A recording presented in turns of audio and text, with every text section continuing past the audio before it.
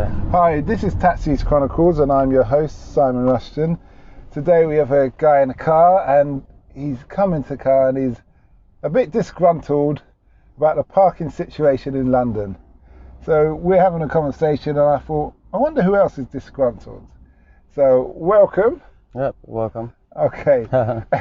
So we were talking about the congestion charge and they reduce it 90%. What is your views on that? To be honest with you, I mean, if you are a resident, you was in the zone before it was built. So to even apply any type of fee or percentage, towards being allowed to drive within the zone, I personally don't think it's really acceptable, because if congestion charge is now 7 days a week, even if they charge me £1, which is roughly about £1.50, that's for a vehicle that meets all the emissions. So if it was including T charge and any of those type of charge, it would be almost £3 a day. But if you times £3 by how many active days there are in a year of driving, say £365, I'm also paying close to nearly £1,000 a day just to drive in the congestion zone. But I was not, as a resident, I didn't ask for that to be built where I lived. So the added cost for me, even though some people might look at it and think, okay, it's better than paying £15 a day. But then if you do up the numbers and you looked at it properly over 10 years, it's 10 grand. You would have bought yourself a vehicle within that time. Do you feel that the government should, how would you solve it? If you were sitting in front of Khan or Boris, what would you say to solve the issue? Because if they drop the congestion charge, it'd go back, it'd go back to like the 90s, where it takes you an hour to go 100 meters. How would you solve that? Either they give a special discount to specifically people in London to maybe buy a low emission vehicle, electric vehicle, and a achievable discount, not something just like £1,000 off, something as in maybe 50% off an electric vehicle. So in that way, it supports the people in London to say, well, okay, I can drive and I will use low emission cars and help the environment. I think that would work for people who live in the area. But if they use a discount, the car company will say, well, okay, we're not paying that, so the government's going to have to pay that. Well, yeah, right. I mean, their whole program about the congestion charge, I mean, at the end of the day, the pollution and everything else cost the NHS a lot more money, right? Yeah, than just giving extra £3-4 grand, maybe off a discount for a resident in London who wants to drive. In the long run, it will save them money.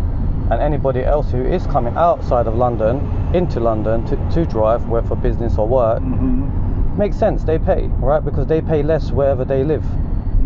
Yeah. So I think for Londoners, we're not going to resolve the problem, because the issue really comes down to money.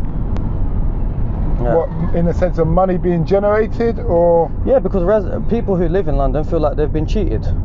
Yeah, as in, for someone one-off paying £15 to come in here and there on Monday to Friday, compared to someone like who lives like myself, maybe in a congestion zone. I want to pop up to the shop and maybe, let's just say, or go and see my friend around the corner, then it costs me £15. I could take a bike and use normal public transport or whatever else. They're still going to cost you. Yeah, it's still going to cost me. So either they promote vehicles that do meet the emission requirements. Yeah. Some would say that this whole congestion charge is just another tax, because the fact that they brought in this ULEZ or whatever, and now they've made the congestion charge for longer hours and on the weekend. And as a taxi driver, no one's in the city on the weekend apart from drunk people who've either caught a taxi or caught the public transport to where they want to get to. No one drives in to park on the weekend to go out on the town. So there's no congestion whatsoever. What would you say to that? Would you be in agreement or disagree that it's a tax? Yeah, I agree with you. It's a way to generate, money for London, basically, through the weekend, as they do know that people are going out on the weekends, and it does hit the taxi drivers, and that is where I can see why taxi drivers would be annoyed, because a lot of their trade comes from Friday and the weekend, people going out and about. So if you've got, I'm not too sure how many taxi drivers there are in total in London. There's 60,000 drivers. Exactly. So if you times 60,000 by £15 just on one Saturday, you can see how much money they make. So I don't think it's actually more to target people, example, general drivers, because at the end of the day, people on the weekend can go on the train, go up the road, just do general things.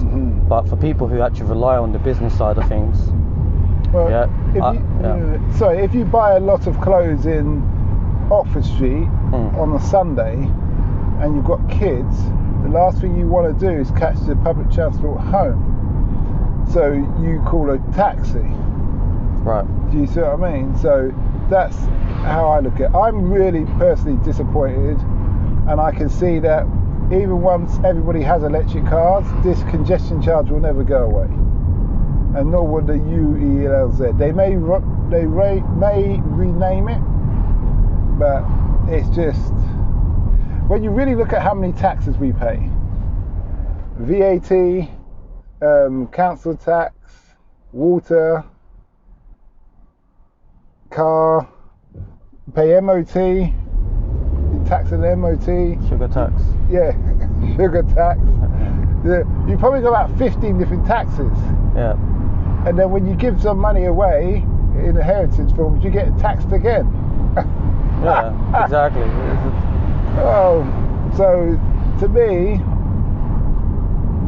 it's just ridiculous. The thing with congestion charges is, to me, alright, it's a form of tax, but it's also a form of collecting a very easy payment. When you look at it from a business point of view, if someone has to go and work in a city, whether they're builders or even a driver or anything like that, they know that they have to be forced to pay that money. Yeah, there's no other option, right? There's not like, well, you can go around it or anything. There is no way around it. All the business is in where the zone is. Yeah, it's not so much where the pollution is. I mean, if they want to go and sort out congestion, then go and put maybe congestion charge in Brixton, or like on around where the Blackpool Tunnel is and all these type of areas where it builds up a lot of traffic, right?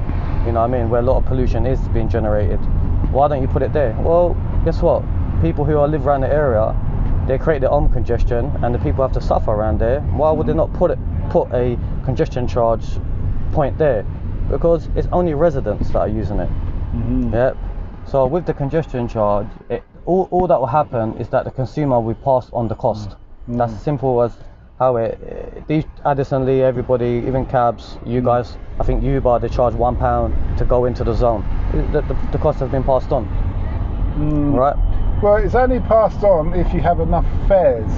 So Uber say you need to have 10 trips to repay your congestion charge in value, because they add on £1 every time. But if you only have 3 trips, then you're out of pocket £12. But on another note, you work for Amazon as a driver. Yeah. How's that? What's that like? To be honest with you, it's got its pros and its cons. I mean, you've got a high workload. I mean, for myself, I work in North London. I've worked in the city before as well, delivering, and when it comes to delivering and you have red lines everywhere, you have restrictions, you have parking wardens everywhere, you can't really carry out your duties normally. So you're constantly getting tickets? Constantly getting tickets. It's not only just tickets, you're not able to drive safely, mainly because you have to park in certain locations where you might have to deliver, and it might be up the road, or it might be on a bay or on a junction, or wherever, not on a junction, but obviously on the main road. But there's nothing much you can do, because the roads are not set out in London for drivers deliveries. and for deliveries. Just from a history point of view, we're not set up like that. We're more set up for It was horse and carts originally. Yeah, horse and carts basically, yeah. So they would need to redesign a lot of London if they want to continue with this kind of car service, delivery service, if that's the way forward. Yeah, because it's not going to work. You're better off designing a certain area for cars to pull up, example taxis or pickup points, yeah, than just having cars randomly stopping and then creating more traffic. Because that's basically where a lot of traffic comes from, right? When people are not parking properly, they're stopping anywhere. And black cabs are like one of those as an example. They stop anywhere. Yeah. All right. And they feel they have that right. And they feel like they have that right. And so, how many parcels do you have to drop a day working for Amazon? For Amazon, it can be anything from, 150 to 200 a day. And that's different drops? Yeah, different drops, different locations. So we're talking like a 10, 12-hour shift? 10 hours. 10 hours? Within 10 hours. So you're expected to drop 10. If you can't meet that thing, what is your job in the jeopardy? If you can't meet the target? I mean, if obviously if it's due to let's say just natural things like traffic, where there's things that have stopped you along your way, then basically they will attempt that. But if in the case they've already planned it out from a parcel point of view per stop per minutes, so they've broken it down. If you have 200, say 150 stops, and they give you 3 minutes per stop to drop off one parcel. Yeah, so what they do? So they worked out within 10 hours, you'll be able to complete that. So they will base that on somebody who's previously done the run and said, if he can do it, why can't you? Yeah, so basically that's how the technology works. It's all based off before. Obviously they've put their own part onto it to look at if it's realistic, because some people could have a lot of energy today and finish that quickly, right? And some people could be naturally tired. Maybe it's a Friday, end of the week. You're naturally going to work slower. Or people are going home at picking up kids at 3 o'clock, and you've got traffic building up. So there's a lot of factors into it. But Amazon, I mean, one thing is that they do look into it and they do try to work out what's best going forward. But they're all about feedback. So you as a driver need to go to your supervisor and say, this is the circumstances. Yeah, exactly. I mean, once you have the evidence and you have you can prove what's really going on. Because sometimes there is some faults in the system, which is not like any system. Could be like when you're driving, maybe you're using Waze, and sometimes Waze hasn't picked up that there's a roadblock, and then you've gone down there, and then you have to spin around. But maybe that roadblock's been there for 2 days, but because the app hasn't updated that fast, everyone's still going up that road. And just things like, because we're working off technology, right? We're not working off, if we use radio, like how we did back in the days, maybe, and everybody on the radio put out there's a bit of traffic, down Old Kent Road, avoid it. That works. I think it's more effective, right? When people are listening, it's live. Yeah. So you'd say Amazon actually look after their staff then, in the sense of driver point of view? To be honest with you, not really in a position to talk about what they do as a company or their staff. Yeah, because. All right, fair enough. Yeah. Would you encourage people to get a job with Amazon? What age kind of group? This is myself personally. I mean, it's not discriminating at anyone or any age or anything, but the job is demanding, right? So you do have to be physically fit and able, right? Because if you're stopping 120 times, let's just say you jump out of a vehicle 120 times, if it is the case, example, you've got bad legs or a back problem or whatever else, it's going to be challenging for you, right? And then on the other hand as well, obviously the company itself is an American-based company, so with their information sometimes it could be different in America delivering to the UK. Yeah, they have grid cities, don't they? Yeah. So in the UK we've got like country roads, we've got houses that, like flats example, we have a lot of flats here. You might get to a flat and you got say five locations in one stop, but in the flat, and then you have to go up and down the lift, and that could take 10-15 minutes. Yeah, if somebody's moving in. Yeah, exactly. All those kind of things. Yeah. I would say for someone especially with a Korean job, who I'd say the reason why I was even saying a bit earlier that someone's like a bit young, like a younger person's game, is because the job needs a lot of mental aspects of it. So if you have got, you know, like you got worries that you got to pick up your children, or you're on a deadline, or you're on time, it's not the job for that person. Yeah, because you have to dedicate your time to that job. So you're always, would you say you're always doing overtime then?